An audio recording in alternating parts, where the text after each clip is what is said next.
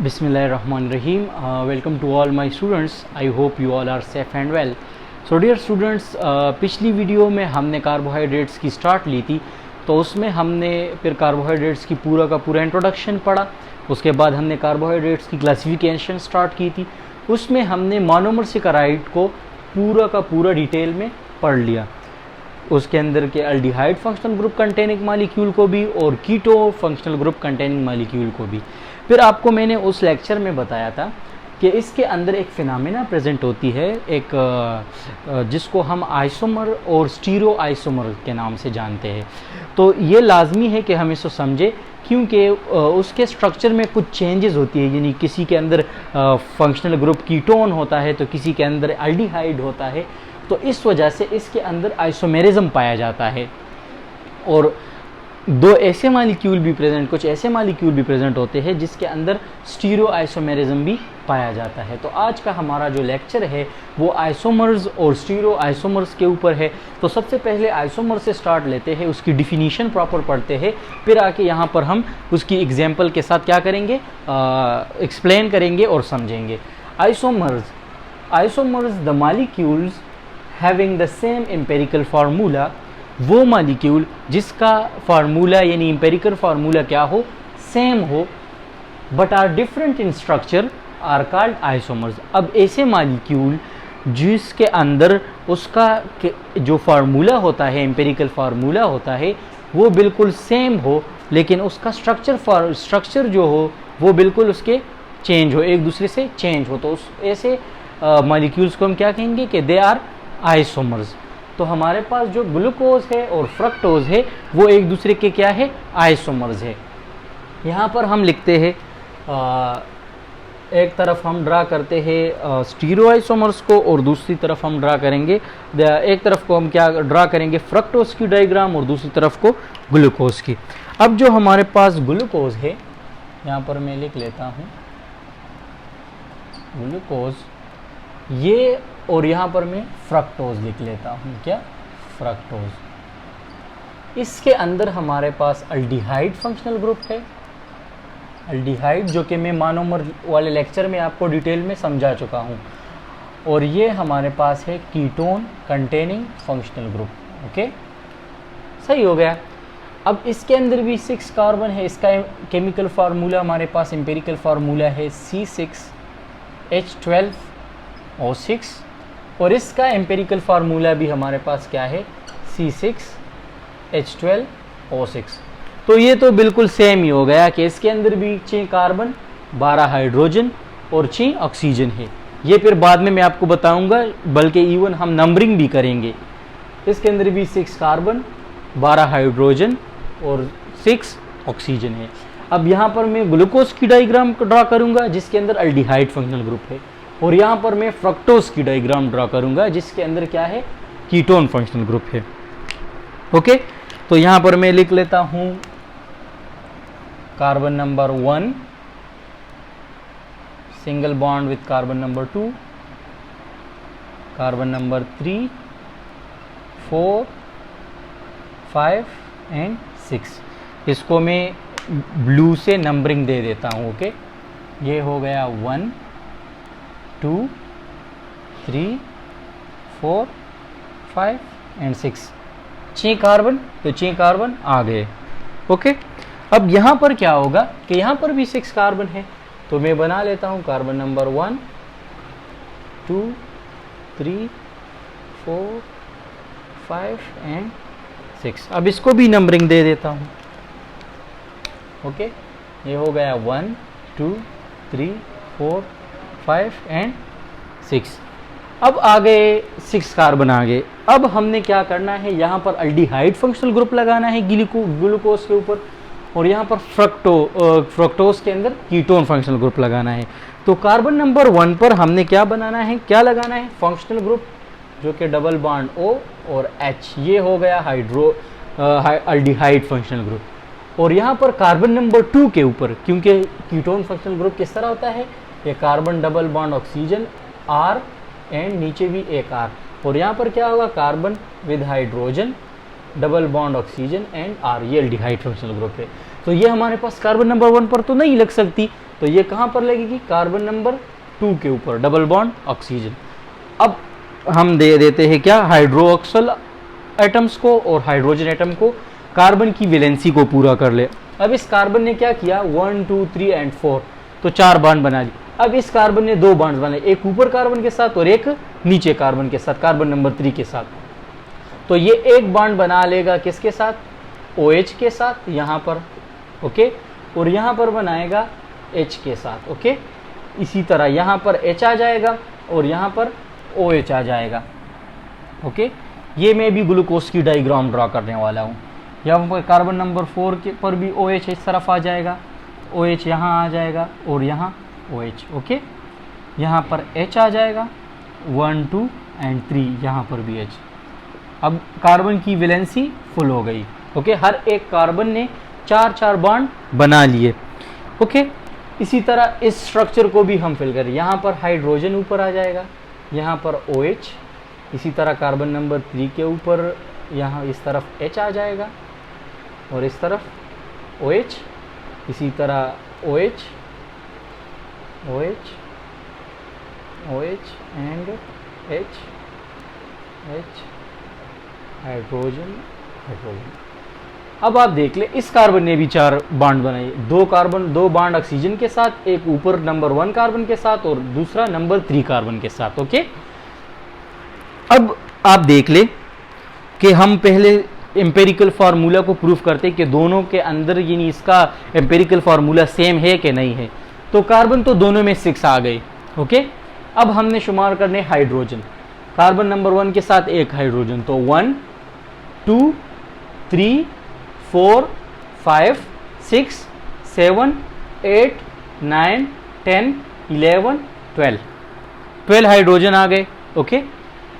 उसके बाद oxygen, 6 oxygen है, तो 1 2 3 4 5 एंड देन 6। तो इसके अंदर क्या हुआ, 6 ऑक्सीजन, 12 हाइड्रोजन और 6 कार्बन आ गए। अब इस तरफ आते हैं। अब आप देख ले कि इसके अंदर भी क्या है, ऑक्सीजन कितने, कार्बन तो हो गए 6, हाइड्रोजन 1 2 3 4 5 6 7 8 9 10 11, दूसरा किधर का है, नहीं, फिर दोबारा से 1 2 3 4 5 6 7 8 9 10 11, ये 11 क्यों आते हैं, 1 2 3 4 5 6, ओके। तो ये हो गया। अच्छा, एक यहाँ पर है ना, ये वैलेंसी नहीं पूरी हो गई है, ये हाइड्रोजन यहाँ पर भी है, क्योंकि इस कार्बन ने 3 बॉन्ड बनाए थे, 1 2 3, तो एक हाइड्रोजन, तो 12 हाइड्रोजन हो गए, ओके। ऑक्सीजन में भी कंफ्यूज हो गया यार, क्या मसला है कि एक हाइड्रोजन की कमी आ रही है। अब ऑक्सीजन की शुमार कर ले, ऑक्सीजन 1 2 3 4 5 एंड 6। तो इसका मतलब कि एम्पेरिकल फार्मूला क्या हुआ, सेम हुआ। अब डिफरेंट स्ट्रक्चर आइसोमर्स है एक दूसरे के, तो क्यों है, क्योंकि इसका स्ट्रक्चर डिफरेंट है। अब अगर आप देख ले तो यहाँ पर डबल बॉन्ड O और एक हाइड्रोजन है, लेकिन यहाँ पर अगर कार्बन नंबर 1 पर देख ले तो OH और 3 हाइड्रोजन है, यानी एक O है और 3 हाइड्रोजन है। तो ये वाला इससे बिल्कुल डिफरेंट है। अब कार्बन नंबर 2 पर आप देख ले, यहाँ पर कार्बन नंबर 2 के ऊपर OH और हाइड्रोजन एटम्स अटैच हुए हैं, लेकिन यहाँ पर आप कार्बन नंबर 2 को देख ले तो ऑक्सीजन डबल बॉन्ड है।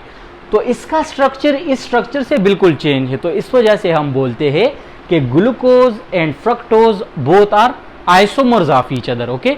तो आई होप आपको समझ आ गया होगा कि बेसिकली आइसोमर्स क्या होते हैं। इसके बाद एक दूसरा है स्टीरो आइसोमर्स। अब स्टीरो आइसोमर्स क्या है कि उसके अंदर सिर्फ और सिर्फ उसका स्ट्रक्चर भी सेम, यानी उसका एम्पेरिकल फार्मूला तो सेम ही रहेगा, लेकिन उसके अंदर फंक्शनल ग्रुप भी सेम होगा, सिर्फ अरेंजमेंट ऑफ एटम्स की बिल्कुल उसके अंदर डिफरेंस होगी। यानी एक अगर हाइड्रोजन को इस तरफ होना चाहिए ना, तो वो दूसरे तरफ है, ओके। तो सिर्फ अगर अरेंजमेंट ऑफ एटम्स में चेंज आ जाए तो उसको हम स्टीरो आइसोमर्स बोलते हैं। Stereo isomers are isomers, they are isomers that have the same empirical formula, जिसके अंदर एम्पेरिकल फार्मूला सेम होगा, but have different arrangement of atoms in the structure, okay.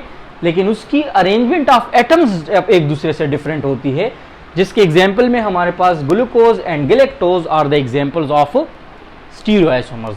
अब यहाँ पर ये जो ग्लूकोज का डायग्राम है तो इसको तो मैं नहीं मिटाता, ओके। बाकी ये जो दूसरा डायग्राम है इसको मैं मिटा लेता हूं, ओके। डस्टर दूर पड़ा था। तो फ्रक्टोज को मिटा के यहां पर हम ड्रा करने वाले हैं क्या, गैलेक्टोज को। अच्छा, बोर नहीं होना है, साथ ही साथ में आपने नोट्स भी बनाने हैं अपने, ओके। यहां पर आ जाएगा भैया, ये हो गया गैलेक्टोज, ओके। अब गैलेक्टोज भी हमारे पास क्या होगा, सेम नंबर सेम फॉर्म, लेकिन इसके अंदर भी क्या है, अल्डिहाइड फंक्शनल ग्रुप है, अल्डिहाइड फंक्शनल ग्रुप है, ओके। और इसका जो एम्पेरिकल फार्मूला है वो भी सेम है, C6H12O6, ओके। ये तो हमने शुमार कर लिया, ये तो बिल्कुल सही आ गया। अब यहां पर मैं डायग्राम स्ट्रक्चर बनाऊंगा किस चीज का, गैलेक्टोज का। इसके अंदर भी 6 कार्बन है, तो कार्बन 1 2 3 4 5 एंड देन 6, 6 कार्बन आ गए। इसको नंबरिंग देते हैं क्या, 1 2 3 4 5 एंड देन 6। अब क्या होगा कि अल्डिहाइड फंक्शनल ग्रुप है, तो यहां पर अल्डिहाइड फंक्शनल ग्रुप आ जाएगी, एक हाइड्रोजन और double bond oxygen, aldehyde functional group लग गया। अब कार्बन नंबर 1 पर aldehyde functional group, carbon number 2 के ऊपर इस तरफ एक OH आ जाएगा और इस तरफ एक H आ जाएगा। यहां पर कार्बन नंबर 3 की इस तरफ H आ जाएगा और इस तरफ OH। यहां तक तो बिल्कुल सेम ही है, ये और ये दोनों सेम ही है। लेकिन कार्बन नंबर 4 पर भी इस तरफ H आ जाएगा और इस तरफ OH आ जाएगा, ओके। यहां पर OH OH H and H, यहां पर भी H। अब पहले मैं शुमार लेता हूं ऑक्सीजन और हाइड्रोजन को पूरा करते हैं, ओके। अब कितने हाइड्रोजन है, 12 हाइड्रोजन है, तो 1 2 3 4 5 6 7 8 9 10 11 12 हाइड्रोजन हो गए। अब ऑक्सीजन को नंबरिंग देते हैं 1 2 3 4 5 एंड 6। तो एम्पिरिकल फार्मूला क्या हुआ, सेम हुआ। अब स्ट्रक्चर थोड़ा चेंज है लेकिन सेम फंक्शनल ग्रुप रखने वाले हैं। आपको कहां पर यहां इसमें डिफरेंस दिखाई देती है, कहां पर, सारा का सारा मसला कहां पर है, कार्बन नंबर 4 के ऊपर। यहां पर कार्बन नंबर 4 को आप देख ले तो इस तरफ क्या है, ये मैं थोड़ा ग्रीन और रेड से कर लेता हूं। इस तरफ OH है और ग्रीन यानी इस तरफ क्या है, ग्लूकोज के अंदर हाइड्रोजन है कार्बन नंबर 4 के ऊपर। लेकिन अगर आप यहां कार्बन नंबर 4 को देख ले तो इसके इस तरफ OH आ गया है और इस तरफ हाइड्रोजन आ गया है। ये H इस तरफ आ गया ग्रीन कलर में और ये जो OH है ये इस तरफ। तो अगर आप देख ले तो अरेंजमेंट ऑफ एटम्स एक दूसरे से डिफरेंट है, बाकी दोनों सेम स्ट्रक्चर के हैं, यानी अल्डिहाइड फंक्शनल ग्रुप इसमें भी है इसमें भी है, इसका एम्पिरिकल फार्मूला भी सेम है C6H12O6 और इसका भी C6H12, लेकिन सिर्फ डिफरेंट क्या है कि arrangement of atoms are different. Carbon number 4 पर OH इस तरफ है और यहां पर OH इस तरफ है, ओके। और यहां पर हाइड्रोजन उस तरफ है और यहां पर हाइड्रोजन इस तरफ है। तो सिर्फ अरेंजमेंट ऑफ एटम्स क्या हुआ, डिस्टर्ब हो गए हैं। तो इसको हम क्या कहेंगे कि galactose and glucose are the stereo isomers of each other, okay. तो आई होप आपको आइसोमर और स्टीरो आइसोमर डिटेल में समझ आ गया होगा। अगर कोई भी क्वेश्चन हो इसके हवाले से तो आप पूछ सकते हैं और आपने इसके नोट्स बनाने हैं ताकि आपको याद रहे कि यार स्टीरो आइसोमर क्या है, आइसोमर क्या है, और सारे के सारे आपके अपने नोट्स होने चाहिए, ओके। तो I hope you will understand very well. Thank you. Allah Hafiz. See you in the next lecture.